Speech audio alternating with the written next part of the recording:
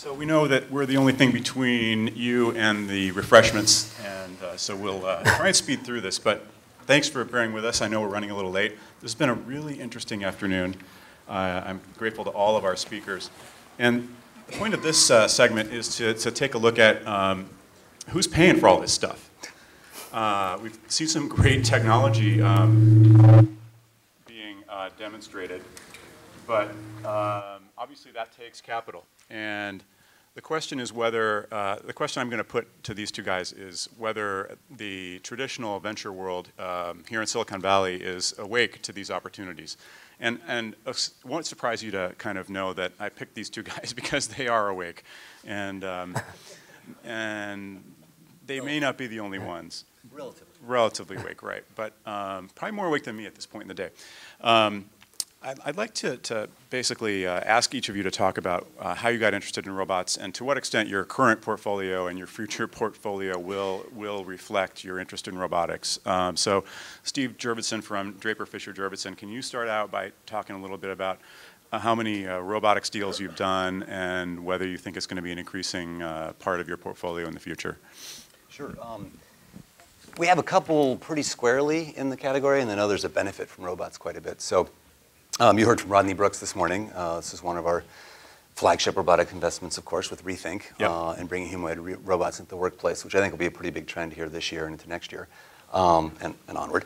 And then you heard from Cubotics, which our Japanese fund, DFJ Jake, has invested in, which is on the vertical side, the sort of monorail-based solar solution.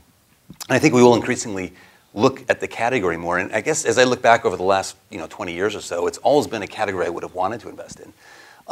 And by bad luck or just serendipity, didn't run into the right opportunities at the right time. But I think also the long arc in the trend of Moore's Law makes it feel ripe, right? So all of these iPhone-enabled applications you saw today, the ability to do things in a much more robust way for a larger set of customers, I think makes this the right time. Just like I might say maybe 3 years from now, more pure generalized AI investments might finally make sense, even though I'd love to have made them in the past. I don't think the time is quite yet right, and that might be the next one that fits that wave. And then at companies, of course, like Tesla and SpaceX, where I'm on the board, I see firsthand where robots are being used, where they're still not quite yet in the workplace, but should be, and the incredible leverage that brought to bringing industry back to California, of all places, making cars here in the Valley and making rockets down in LA. So tell us a little bit about your personal interest in you mentioned rockets. You're really into rockets. Yeah. But are you also a big robot geek? Have you been? Not too much. No? My son more. I've introduced him to that through Mindstrom's NXT and the quadcopters, and I'm sure he's going to be doing the drone upgrade that Chris showed us. And I'm through that vicariously seeing what incredible toys kids have today that we didn't have growing up. That I sort of lament and want to relive my childhood, and perhaps I'm seeking to do that through work. This is almost like psychotherapy, through some really big versions of these childhood toys. So, no. So the short version would be, I'm not I like to fly flight electronics on the rockets and embedded cameras and a lot of flight sort of things. And eventually we'll be deploying drones and building CubeSats and such. But I haven't been a hardcore roboticist. Okay, that's yet to come. Ajay, Managing Director, Bain Capital Ventures. Tell us a little bit about your interest in robotics and the kinds of, I know you've done 2 really interesting deals, and I'd like to hear a little bit about both of them.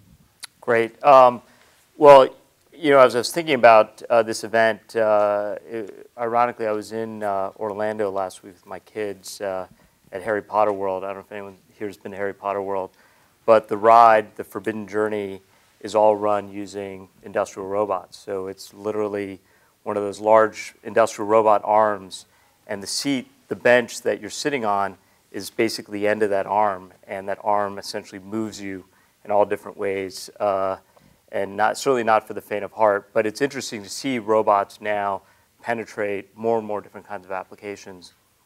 My first introduction to the robotic space was through Kiva Systems.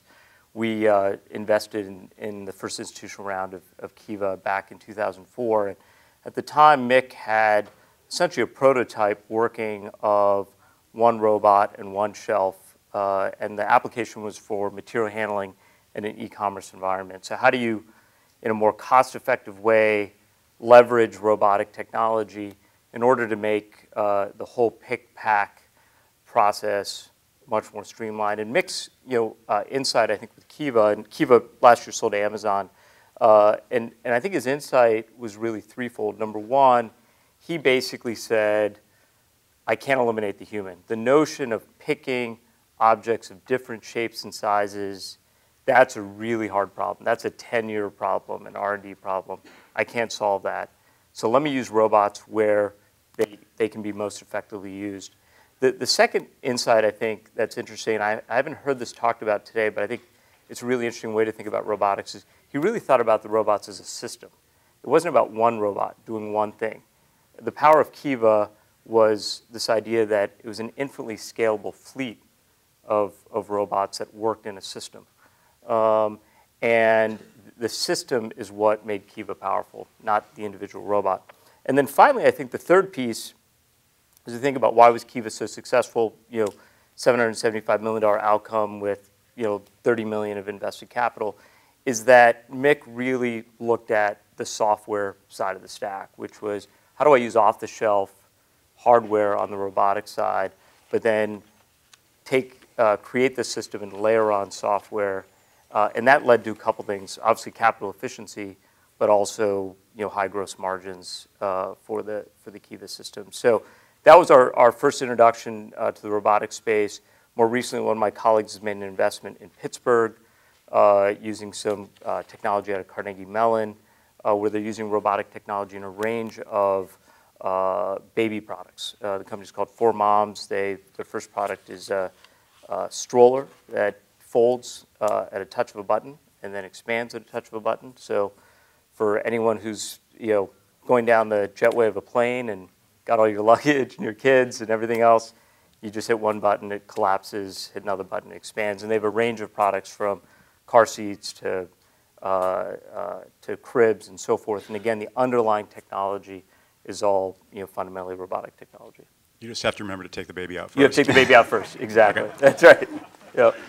All right, so we're going to come back, because this whole day has been about jobs and workers, we're going to come back to that. But I have to take this opportunity to ask you guys to respond to this. So almost all the roboticists I speak with have this perception that Sand Hill Road has not been as open to robotics companies and pitches from robotics companies as it has been lately to things like enterprise software or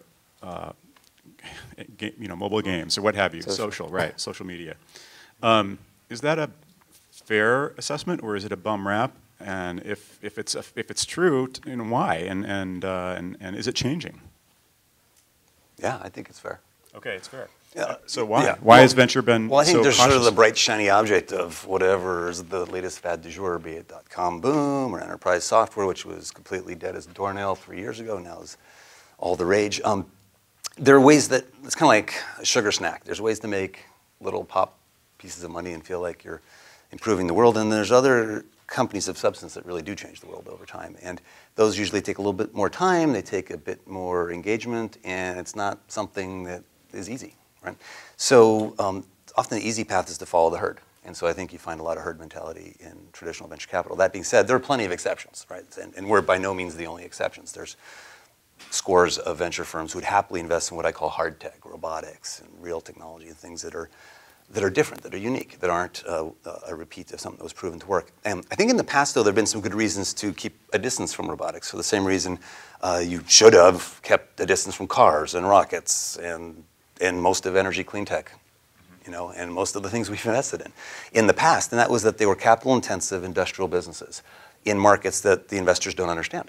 And so just because we've invested in something that looks like a PC and software doesn't mean we understand industrial markets or medical markets, right? And if that's where the robots were all being deployed, or automotive for that matter, we know nothing about those markets or what the buyers want or what the distribution channels look like or how to even help these companies with their customers or recruiting management or any of these things. So that's all rapidly changing. So as the customer base democratizes to more of industry, as it moves away from what felt like an industrial kind of sell into more of a business commercial opportunity, broadly based, and as the cost points bring the capital intensity down, right, where you can leverage, as we saw, cell phone technology is just one of several examples of but an easy to understand one, where you can dramatically lower the total cost of market entry from multiple tens of millions to single digit millions before you know if your product is useful.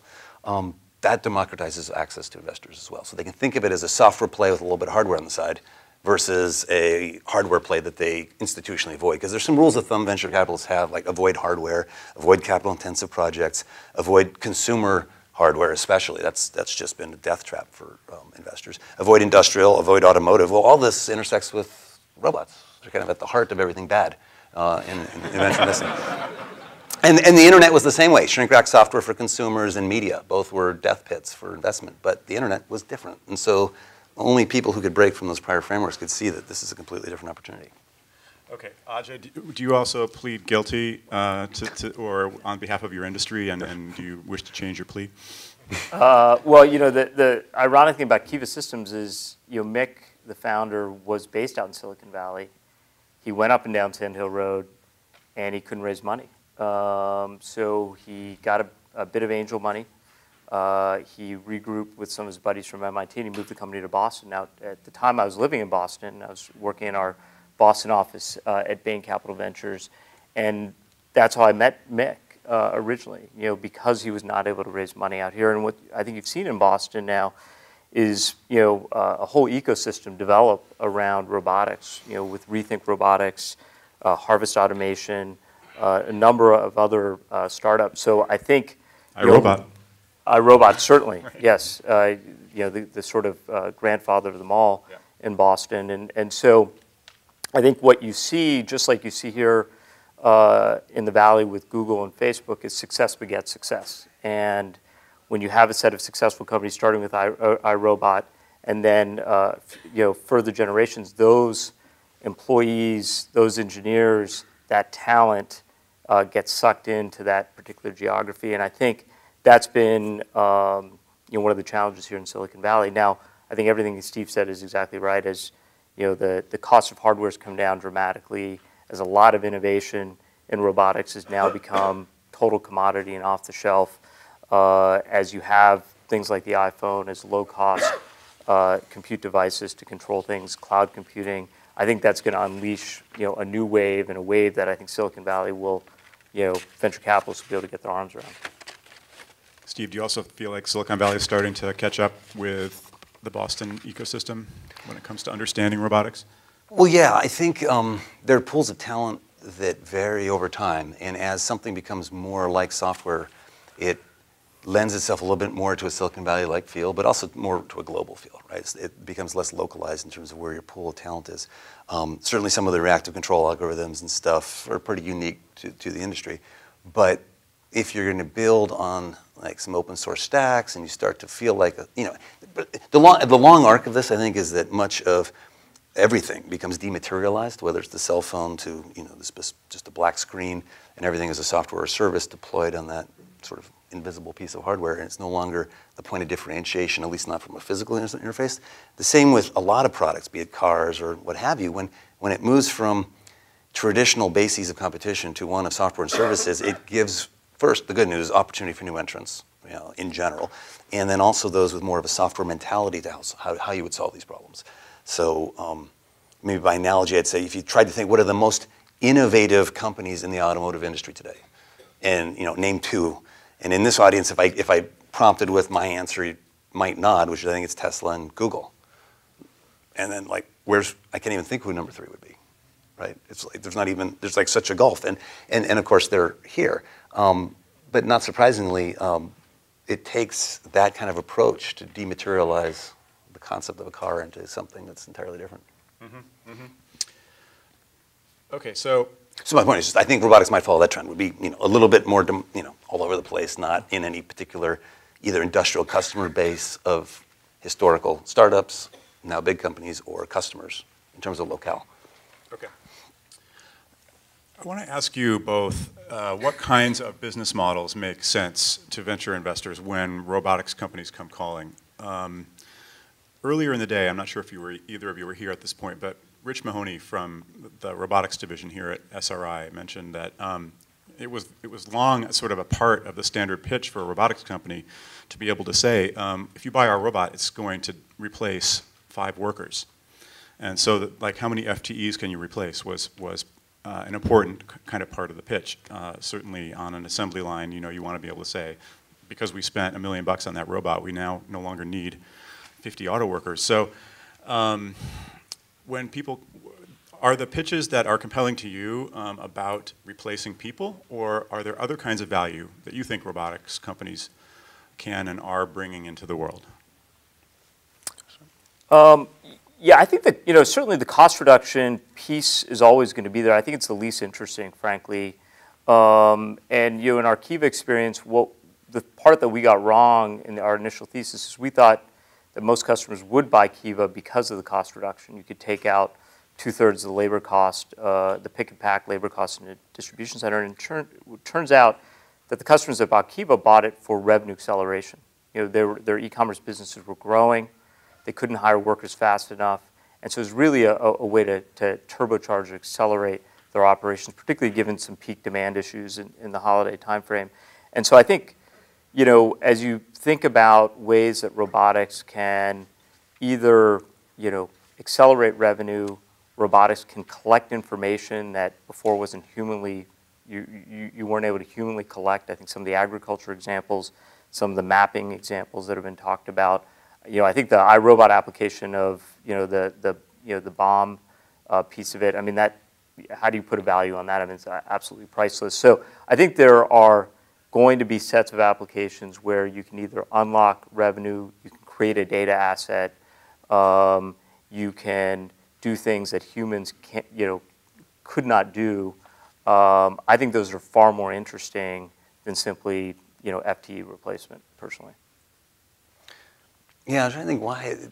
I can't think of an example where that was the lever that we looked for, and I'm trying to think why that is. And in some ways, perhaps it's that any industry that is relying on labor rates and productivity as its basis of competition is probably a mature industry already that isn't really what we gravitate towards as the end market. It sort of may not be the same high growth dynamic.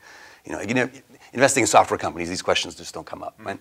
And as I think about it, there's probably been more job destroying impact of all the innovations outside of robotics that we've invested in by far than anything in robotics could ever do.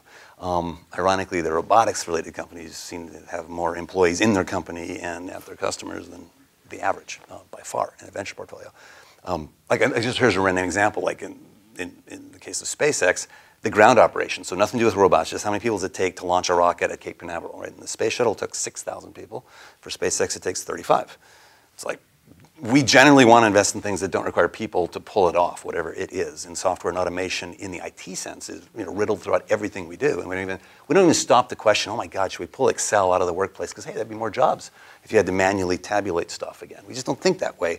And we're so conditioned as a culture to roll IT automation willy-nilly throughout the economy where it really does tap into high-paying jobs, right? And skilled jobs in some cases. And the AIs of the future and the Siris of the future.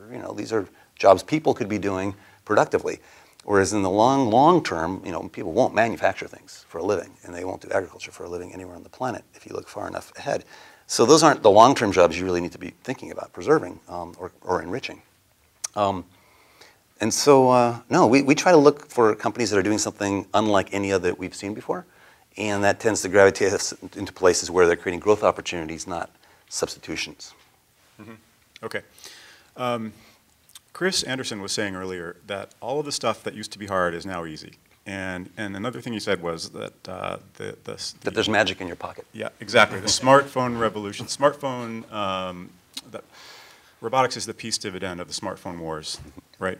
That we have these amazing devices that can be repurposed. The parts that are made for smartphones are exactly the same parts that are going into autopilots for drones.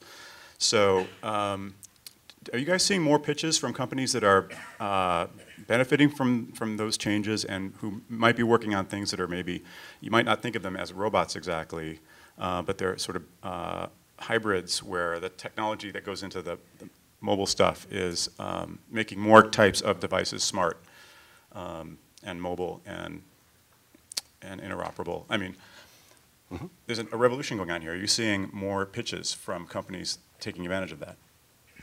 Yeah. Definitely. Mm-hmm. Yep. I mean, it's like a brain in the box. This is like your smartphone is not only 3-axis accelerometer and the screen and the camera and the cloud connection and a lot of memory and a lot of processing power and a battery and it's portable. which now you can leverage with all these things. It's like there's a brain in a box. It needs prosthetics, right? You need to put it on wheels. You got one of the examples we saw today. Put it on wheels and a stick. You got one of the other examples we saw. Put it on a couple swivels. You got the desktop teleconferencing systems. Throw it in a box and into space. You got a phone sat.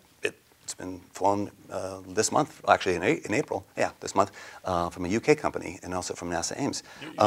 You're literally talking about a little cube the size of Yeah, a phone. like a Google HTC phone makes a beautiful satellite with more processing power and memory than most satellites flying today. Yeah. Works fine in a vacuum, and it's got a bad camera, but We've already invested in one company that started by building those and now is putting just a better lens on it, but basically flying that in space. And you can put up 100 of these for 100 of them all at once. Oh yeah, 100 at a time, and it's 4 orders of magnitude cheaper than the equivalent big satellite.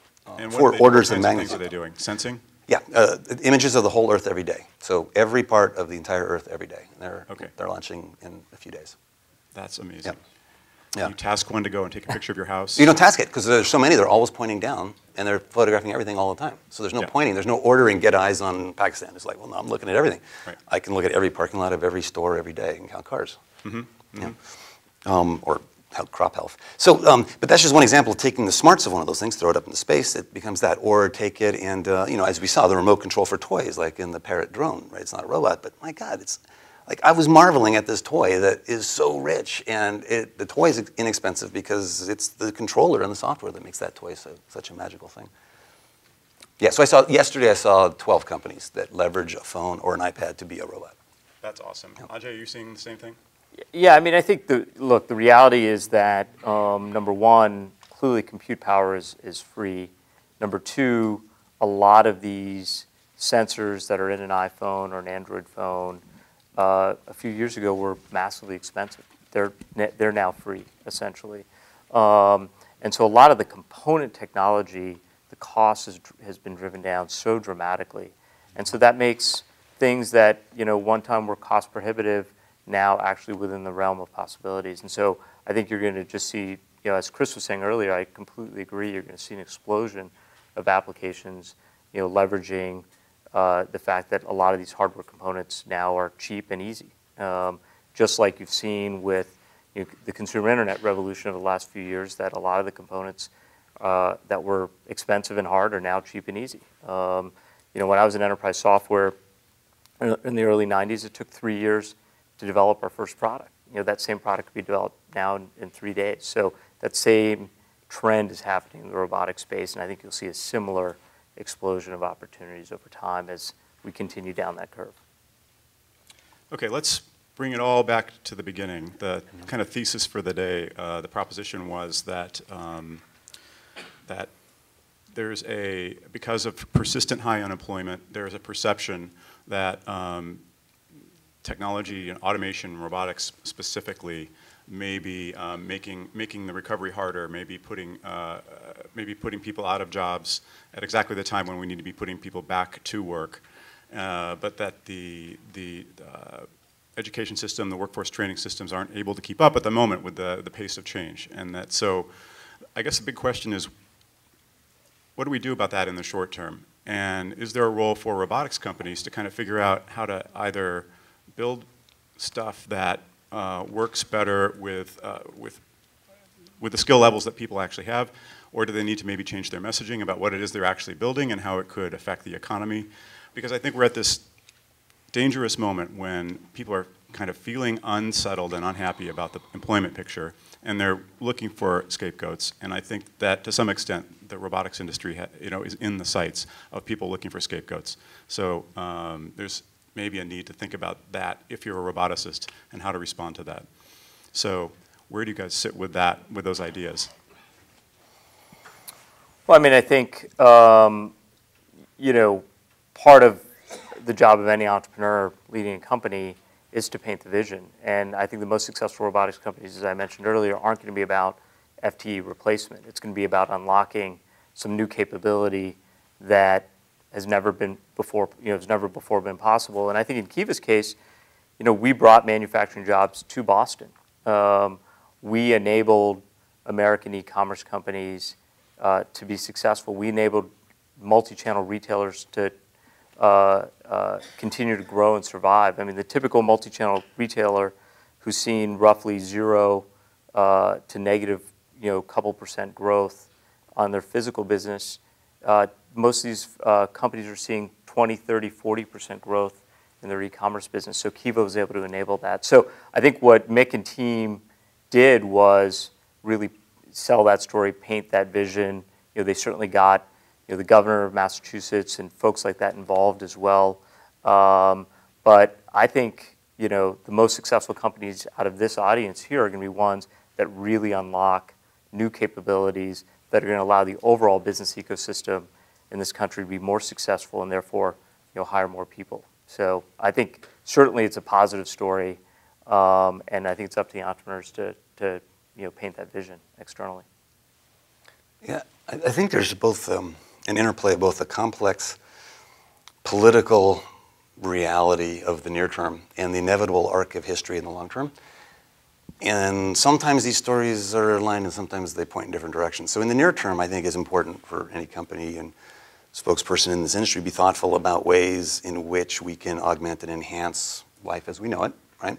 This is great when robots allow a Tesla or a SpaceX to operate in California, to be cheaper manufacturing here than their competitors in China. And by the way, they've even, in their rocketry case, they've said we can't compete with SpaceX even if we had Western technology, which is kind of amazing for Chinese sort of ministers to say that. So that's great. We should celebrate that. But the unfortunate thing about politics is it's, both the influence, the money, and representation is the past, right? The future always belongs to folks in the room, the new entrants. It always has. And if you look to the past, it's more obvious that today's important industries and companies didn't have political influence 30 years ago when laws were being made or protections barriers get put up, right? And so to be able to represent the unknown, the new entrant, or behind door number 2 is a kind of a tough political expediency against jobs right now in the Rust Belt, or jobs right now which aren't the jobs you want to preserve. And again, they will eventually go away if you take the long-term perspective. So the new entrant is rarely represented as a problem. But if we put that aside for a moment and say, well, if we could just ignore politics and say, what is the Uber trend here, almost the elephant in the room? And if you look out far enough in the future, say 50 years, and if this isn't far enough in the future, think 500 years, people won't build things for a living. That is an absurd concept. They might do it as a hobby or as artisan craft, but to mass produce, any human being doing a repetitive task with their hands or legs is an insane notion 500 years in the future. And I believe it's 50, but I say 500 so that everyone will agree with me. It's just, their sense of time may be different. We won't do agriculture. I mean, that's absurd. Anyway, I mean the developing world as well, not just the developed world. And you'll have a global economy that is an information economy, and all jobs will be information jobs in one form or the other. All physical goods will cost $1 a pound. If it costs $1 to grow a potato, it roughly will cost, through a variety of manufacturing techniques, $1 to build any physical thing you may want, but for software and IP and litigation rights. And that's where all the action will be, entertainment and software. So in that future, what do humans do? Well, they have a rich array of opportunities. They may or not be fully employed in any sense of what we mean by full employment. And oh, by the way, with global competition, there's no shelter for the mediocrity, right? So the only sheltered industries are local services or quirky little things like artisan trade. So for example, if you're a really bad barber or a really bad cook as a service provider, if you're in a small town, you've got lifetime employment, right? Because you're the only barber in wherever, right?